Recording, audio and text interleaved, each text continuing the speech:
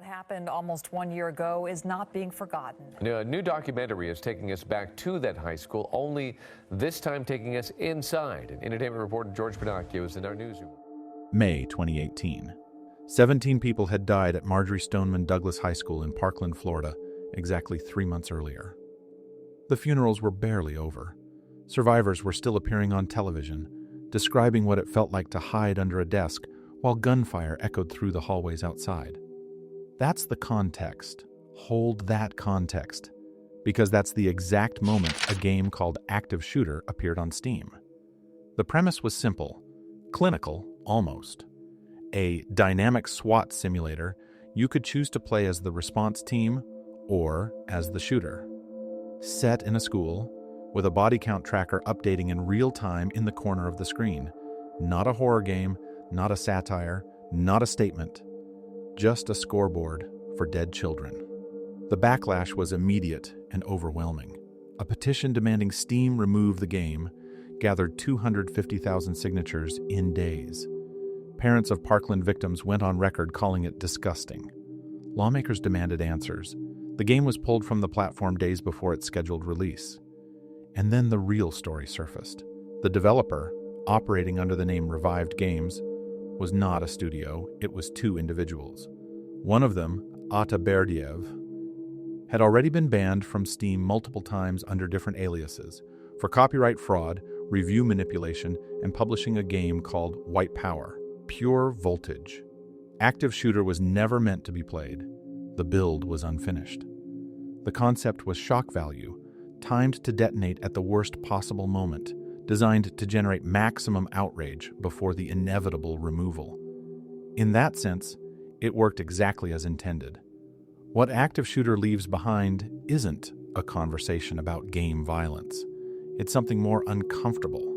The realization that outrage is a commodity and that the internet will reliably produce it on demand.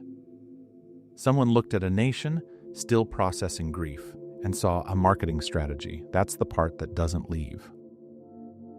Not every game on this list was designed to disturb you. Some were designed to do something far more difficult, to make you feel something real, and were punished for it by people who never gave them the chance. Rule of Rose came out in 2006 for the PlayStation 2. Developed by a small Japanese studio, it placed you inside Rose Garden Orphanage, somewhere in England, 1930s. You played as Jennifer, a young woman who finds herself trapped in this place, navigating the social hierarchy of a group of children who call themselves the Red Crayon Aristocrats. These children had built a society, complete with ranks, tribute systems, punishments, and rules that shifted without warning. Jennifer existed at the bottom of it, subject to cruelty that was never loud, never cinematic, just quiet and persistent and suffocating in the way that real childhood cruelty tends to be. The monsters in Rule of Rose weren't the point. The combat was deliberately weak, deliberately frustrating, because fighting back wasn't the experience the game was designed to give you. The experience it was designed to give you was helplessness, specifically the kind that lives in memory. Then, before most people had the chance to play it, Rule of Rose became a scandal. Italian newspapers ran articles accusing the game of containing child torture, sadism, and content that had no place in any medium. Politicians across the EU called for an immediate ban. The UK publisher pulled the release entirely. Australia followed. The content they described, graphic, extreme, explicit, did not exist in the game. Most of the people calling for the ban had never played it. Some were working from a trailer. Some from secondhand descriptions of games that were not this game. Rule of Rose was buried by a moral panic built on fiction. And the tragic irony is that the game was actually about exactly that. What happens when a group of people in power construct a narrative about someone vulnerable and enforce it without asking whether it's true? Jennifer would have understood completely. Some games are controversial because they go too far. Thrill Kill is controversial because of who decided that and what they had asked for in the first place. The game was built by Paradox Development for the original PlayStation. fighting game, 4-player arena, hell-themed, characters designed around BDSM aesthetics, the art direction developed using fetish magazines as reference material. At the explicit request of the publisher, the mechanics were built around escalation. Every hit charged a meter. When it filled, you could execute a finishing move, each one named and animated to push exactly as far as the design team was asked to go. The game was finished. Soundtrack recorded. E3 demo running, release date confirmed. Then Electronic Arts acquired the publisher, and within weeks, EA, who now owned a completed, ready-to-ship product, announced they would not release it, would not license it, would not sell the rights to anyone who might. They cited the game's content as grossly offensive and beneath the standards of the industry.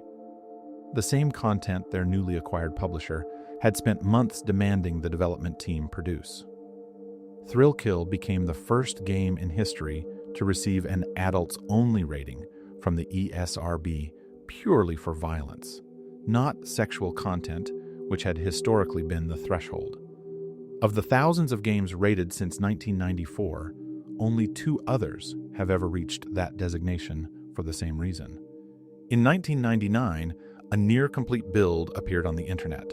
The prevailing theory, never confirmed, never denied, is that someone on the development team put it there deliberately, as revenge. The engine was eventually used to make a Wu-Tang Clan fighting game. That's not a joke. That's just what happened. What Thrill Kill actually reveals isn't a story about a game that went too far. It's a story about an industry that created something, got scared of what it had made, and tried to make it disappear, while keeping the technology and the money and pretending the whole thing never happened. Everything we've covered so far happened in the background. Niche controversies, industry scandals, things the mainstream noticed briefly and moved on from. Manhunt 2 was different. Manhunt 2 didn't happen in the background. It happened on the front page of every major newspaper in the English-speaking world, in parliamentary debates, in courtrooms, because it didn't just disturb people. It terrified institutions. On the Nintendo Wii, a console marketed to families, to children, to grandparents learning to bowl in their living rooms, Manhunt 2 used the motion controls to put the act of killing directly in your hands. To stab, thrust your hand forward. To slit a throat, drag left to right. A sitting U.S. congressman stood in front of cameras and called the Wii remote a murder training device. That sentence was said out loud by an elected official on the record. The ESRB gave it adults only. Every major console manufacturer refused to carry it. 5 countries implemented outright bans. The UK's Film Board rejected it twice and fought the appeal in the Supreme Court. Rockstar spent a year in legal battles just to release a version with blurred kill animations. The uncut version leaked anyway. Modders restored every frame on every platform within months. But here's what gets lost in the controversy. Manhunt 2, underneath all of it, is a psychological horror about a man who doesn't know what he's done, about identity stripped away, about the thin membrane between victim and perpetrator, and what happens when someone tears through it. It's not a well-made game, but it's not a meaningless one.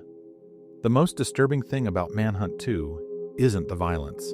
It's the question it plants and refuses to answer. If you're capable of what this game asks you to do, even in fiction, even with a controller in your hand, what does that say about the version of you that enjoys it? That question doesn't have a clean resolution. That's the point.